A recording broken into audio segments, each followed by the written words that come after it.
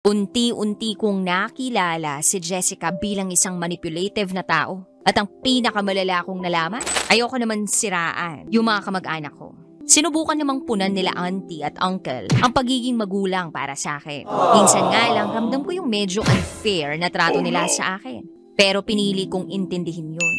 And then after a few years, nagkaroon ako ng girlfriend. Itago natin siya sa pangalang Jessica. Nagustuhan ng auntie at uncle ko itong si Jessica kasi medyo may kaya siya. But it came to a point na parang nagiging dominante na siya. Minsan nayayabangan ako sa pananalita niya. Despite that, botong-boto ang mga kamag-anak ko sa kanya.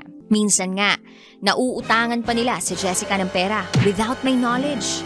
I asked Jessica, ba't hindi ko alam na nagpapahiram ka pala sa kanila ng pera? Ito namang si Jessica, dahil may kinikitang interes, nagpapahiram naman agad. I even confronted her, sabi ko, babe, ginagamit mo lang ba ako? Hindi mo muna sa akin sinasabi na hinihiraman ka na pala ng pera. Ang sabi niya, hindi na raw ako kailangang mangialam. Ang importante raw nagbabayad naman sila.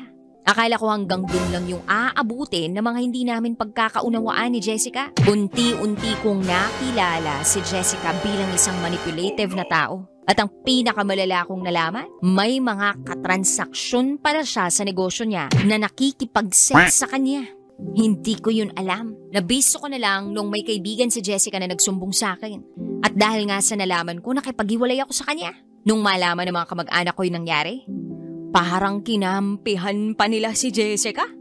Wow! Enjoy na enjoy sa mga videos namin. Nako, Marami pa niyan dito, kabisyo. Kaya para mas feel good ka, I-like mo na ang video na to. At mag-subscribe na sa aming YouTube channel! Don't forget to click the notification bell Para lagi kang updated sa amin.